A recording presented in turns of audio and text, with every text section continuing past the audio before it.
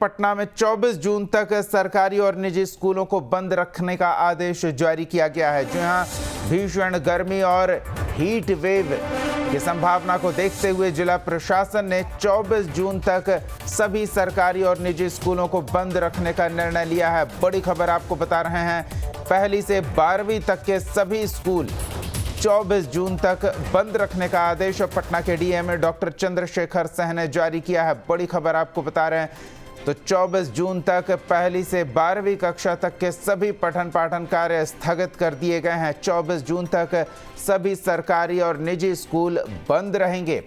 भीषण गर्मी और लू की स्थिति को देखते हुए पटना जिला प्रशासन ने यह फैसला लिया है। डीएम डॉक्टर चंद्रशेखर सिंह ने स्कूलों की छुट्टियों को लेकर आदेश जारी किया है।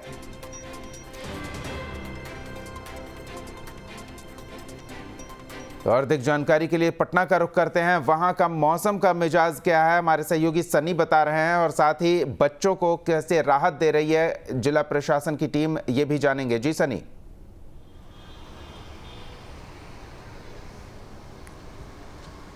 जी देखिए, बिहार में अगर बात करें तो जो गर्मी लगातार बढ़ रही है और मानसून आने की जो उम्मीद लोगों को थी, अब कहीं ना कहीं उसमें देर होगी। 19-20 तारीख के आसपास का वो समय, यानी आज से 1-2 दिनों का वो जो समय होगा वो काफ़ी महत्वपूर्ण होगा। दरअसल तूफान की वजह से मानसून रुक चुका है और बिहार में 12 तारीख को ही मानसून का आगमन हो चुका था, जहां सीमांचल के कई इलाकों में बारिश हुई, आंधी तूफान जैसी जो समस्याएं हैं वो निकलकर सामने आई थी।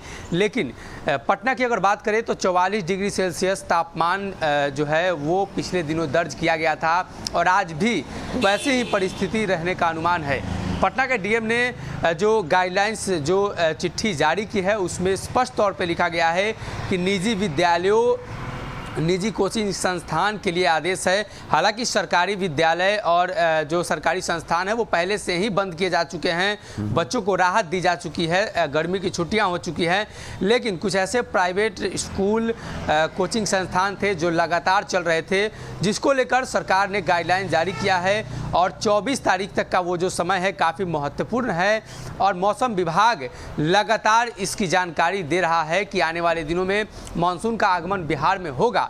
लेकिन तूफान की वजह से जो है मानसून के आगमन में देरी हो रही है। 17 वर्ष पहले इस तरह की जो घटनाएं हैं वो हुई थी, समय से पहले मानसून का बिहार में आगमन हुआ था। लेकिन मानसून जैसे ही बिहार में उसका आगमन हुआ और उसके बाद जो गुजरात और समुद्री इलाकों में तूफान की जो बातें सामने आई, उसको लेकर मानसून रुक चुका है और आने वाले दिनों में 1 सप्ताह के अंदर बिहार में मानसून की बरसात कई हिस्सों में हो सकती है। हालांकि उत्तर बिहार में जो है वो बादल छाए रहेंगे, उत्तर बिहार में जो है कम गर्मी पड़ेगी आज, जिसकी संभावना जताई जा रही है।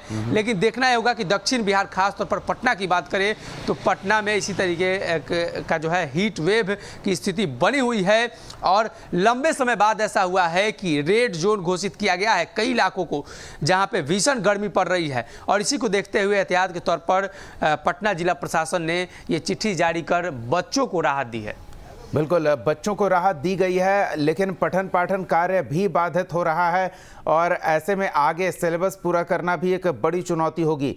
जिन स्कूलों में छुट्टियां घोषित की गई है उनको लेकर कोई तैयारी?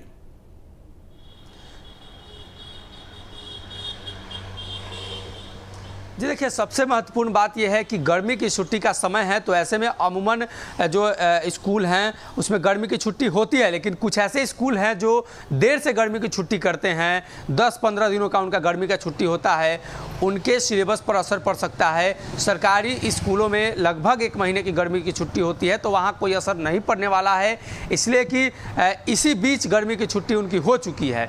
पिछले सप्ताह में गर्मी की छुट्टी का सरकार ने ऐलान कर दिया था और 3 तारीख से जो है बिहार में सरकारी विद्यालयों में गर्मी की छुट्टी की बात, और उसके बाद कई हिस्सों में 10 तारीख से गर्मी की छुट्टी की बात सामने आ रही थी। लेकिन जो कोचिंग संस्थान है जो लगातार पटना में संचालित होते हैं, प्राइवेट कोचिंग संस्थान, उनको लेकर ये गाइडलाइन काफ़ी महत्वपूर्ण है।